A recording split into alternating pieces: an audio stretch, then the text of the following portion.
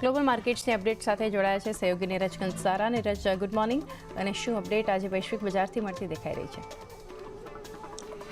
જો આજે ખાસ કરીને જે અમેરિકાના બજારો છે ત્યાંથી થોડાક મિશ્ર કારોબારના આપણને સંકેત ગઈકાલે મળ્યા હતા, કારણ કે જો ડાઓ નાસ્ડેક ગઈકાલે અહીંયાથી આપણને થોડોક લાલ નિશાનની અંદર બંધ થતો દેખાયો, પરંતુ ડાઓ અને S&P 500 અહીંયાથી બંનેમાં સારી એવી તેજી આપણને જોવા મળી હતી। અને ગઈકાલે S&P 500માં છે છેલ્લા અડધો કલાકની અંદર આપણને તેજી એડ થતી જોવા મળી છે, પરંતુ અત્યારે જે ફ્યુચર્સના સંકેત મળી રહ્યા છે એ વધારે પડતા મજબૂતીના છે। ખાસ કરીને એનવીડિયાના જે રિઝલ્ટ આવ્યા, તો એનવીડિયાના રિઝલ્ટ ત્યાંનું બજાર બંધ થયા બાદ આવ્યા છે ને ખૂબ સારા પરિણામ કંપનીએ રજૂ કર્યા છે। આવક અહીંયાથી તેમની 265% જેટલી વધીને $2210 કરોડ પર રહેતી જોવા મળી છે। અહીંયાથી માત્ર બજારને જે છે $2062 કરોડના ડોલરની જ આશા હતી, અને EPS જે છે એ 4.64નું અનુમાન હતું, જેની સામે $5.16 પર રહેતા જોવા મળ્યા છે।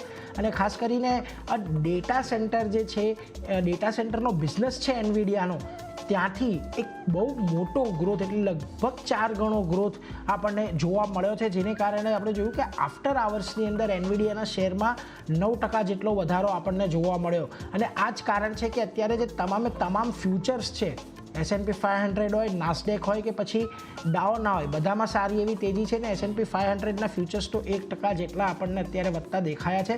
એટલે આજના દિવસમાં જ્યારે પણ અમેરિકાના બજારો ખુલશે સાંજના સમયે આપણા સમય પ્રમાણે, ત્યારે આપણને ટેકનોલોજી શેર્સની અંદર એક સારો એવો ઉછાળો જોવા મળવાનો છે। બીજી તરફ FOMCની ગઈકાલે મિનિટ્સ જાહેર થઈ, અને એમાં જાન્યુઆરીમાં જે વ્યાજદર યથાવત રાખવાની વાત હતી એ અંગે ખાસ કરીને FOMCના દરેક સભ્યની સહમતિ બની હતી। જોકે હવે અહીંયાથી વ્યાજદર કેવી રીતે ઘટાડવા એના અંગેનો જે એક સંકેત આવ્યો છે, એમાં એટલું જ કહેવામાં આવ્યું છે કે જે ઇનકમિંગ ડેટા છે, એટલે કે મહિના દર મહિને જે ઇકોનોમિકના એટલે અર્થતંત્રના સંકેતો આપતા જે ડેટા બહાર આવશે, મોંઘવારીના હોય, જોબ ડેટા હોય, એના આધારે નક્કી કરવામાં આવશે। જોકે ઝડપી કાપને લઈને અત્યારે કોઈપણ પ્રકારની તૈયારી ફેડ દ્વારા દર્શાવવામાં નથી આવી, એટલે આ બધી વસ્તુનું ધ્યાન રાખીશું। આ તો થઈ અમેરિકાના બજારોની વાત, પરંતુ એશિયાના બજારોમાં આજે સારી એવી તેજી જોવા મળી રહી છે। નિક્કેઈ ઓલ ટાઈમ હાઈ પર અહીંયાથી આજે પહોંચતો જોવા મળ્યો છે।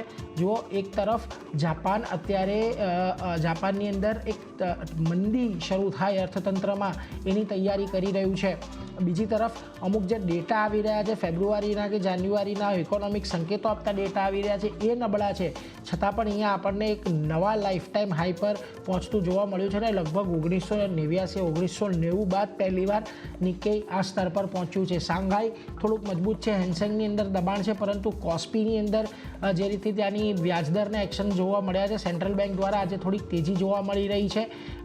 તાઇવાનની અંદર પણ એક સારી એવી તેજી છે, અને સ્ટ્રેટ ટાઈમ્સ પણ અહીંયા થોડાક પોઝિટિવિટી સાથે કામકાજ કરી રહ્યું છે।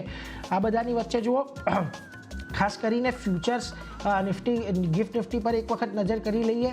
ગઈકાલે નિફ્ટીનું ફ્યુચર્સનું જે ક્લોઝિંગ છે 22,070ની આજુબાજુ જોવા મળ્યું હતું, અત્યારે આપણને 22,147ની આજુબાજુના જે ખાસ સંકેત મળી રહ્યા છે, એટલે 71 પોઈન્ટનો ઉછાળો આજે આપણને ગિફ્ટ નિફ્ટીમાં દેખાશે। અને ખાસ કરીને કાલના સેશનમાં નિફ્ટીએ કેશ લેવલની અંદર જે 22,000ના સ્તરને જાળવી રાખ્યા છે એ ઘણા મહત્ત્વના છે, એટલે અહીંયાથી હવે શક્યતા એવી જ છે કે 22,000-22,200 આ એક રેન્જ પકડીને આપણે ચાલવાની છે।